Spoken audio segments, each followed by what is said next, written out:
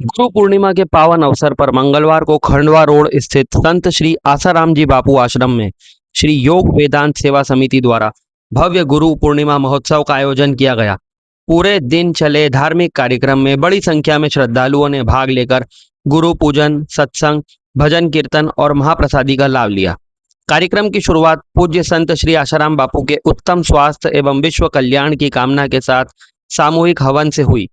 इसके बाद गुरुदेव के श्री पादुकाओं की संकीर्तन यात्रा निकाली गई।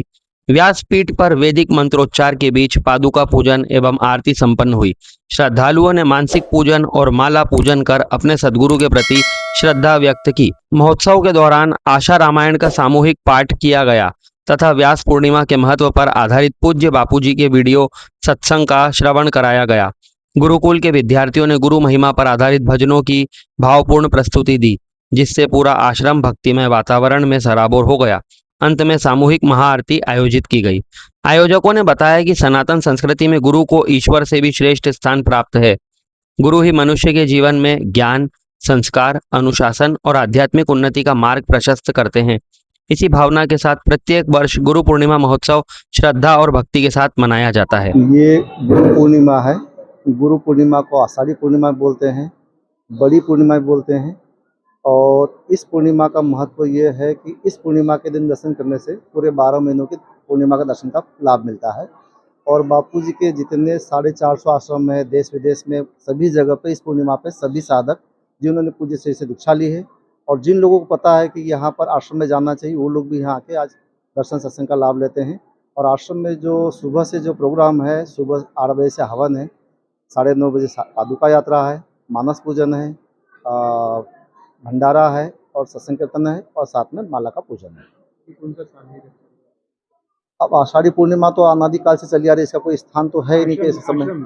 आश्रम लगभग 89 से बना है, तब से प्रोग्राम चले आ रहा है। और आज सत्संग पूज्य श्री का श्री आसाराम जी का पाठ है, मानस पूजन है, माला का पूजन है, साथ में गुरु जी का वीडियो सत्संग है।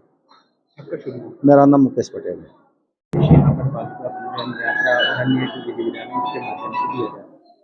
ये जो पूर्णिमा है, ऐसा तो वर्ष भर में 12 से 13 पूर्णिमा आती है, लेकिन ये जो पूर्णिमा है ये विशेष पूर्णिमा मानी जाती है। इसको गुरु पूर्णिमा बोला जाता है। कारण क्या है कि इस दिन महर्षि वेदव्यास का जन्म हुआ था और हमारे जो 4 वेद हैं, 18 पुराण हैं, महाभारत और महापुराण श्रीमद् भागवत, तो ये सारी चीज़ें पहले गुरु शिष्यों को स्मृति और श्रुति के माध्यम से देते थे। यानी कि ये सब टेक्स्ट में नहीं थी, कहीं पर भी इसका लिपिबद्ध नहीं था। तो महर्षि वेदव्यास के मन में हुआ कि आगे जो कलयुग आने वाला है, उस समय में जो जीव होंगे, जो प्राणी होंगे, उनका मेमोरी पावर, उनका ब्रेन इतना डेवलप नहीं रहेगा कि वो ये सारी चीज़ों को यथावत याद रख सकें। तो उसके लिए उन्होंने अपना पूरा जीवन लगा करके उसको लिपिबद्ध किया। और हमने सुना होगा कि भगवान गणेश स्वयं उनके सहायता के लिए आए और जो महाभारत लिखा गया है, तो लेखन का कार्य भगवान गणेश ने किया।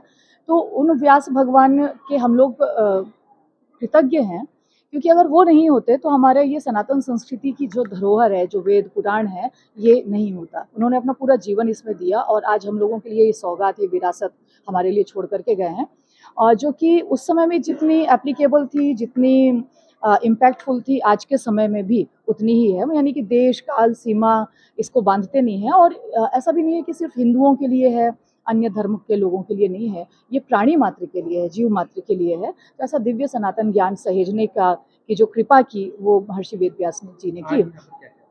आज यहाँ पर उसी निमित्त से हम लोग एकत्रित होते हैं कि जो कोई भी साधक हैं, जो कोई भी जीव हैं, जिन्होंने पूज्य गुरुदेव से जीवन में अपने सद्गुरु बनाए हैं, यानी कि तमाम सारी दूसरी चीज़ें सिखाने के लिए तो बहुत सारे लोग हैं, लेकिन एक जो आध्यात्मिक ज्ञान अपने और जो यात्रा कराने वाले गुरु हैं, उनको कृतज्ञता अर्पण करने के लिए यहाँ पर लोग एकत्रित हुए हैं। और आज सोचिए, इतने अशांति के माहौल में इतना सुकून मिलता है आश्रम में आकर के। आप किसी भी कोने में देखिए, साधक एकत्रित हैं, जप ध्यान एक सात्विकता के साथ में।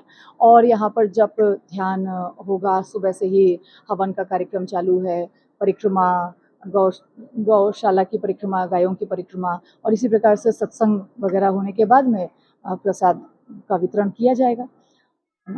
रश्मि चतुर्वेदी, संत श्री आसाराम जी गुरुकुल प्राचार्य।